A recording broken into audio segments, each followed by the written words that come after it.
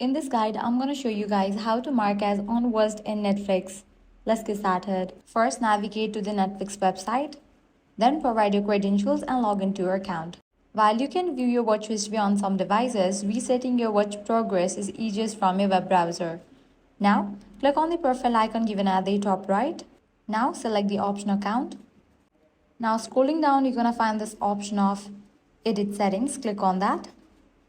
Now here you're going to find various options. Click on the option Viewing Activity. Here you're going to find the list of movies and TV shows you have watched. Find the title you want to reset, then click the hide icon next to it. If it's a TV series, you will also have the option to hide series, which removes all episodes from your viewing history.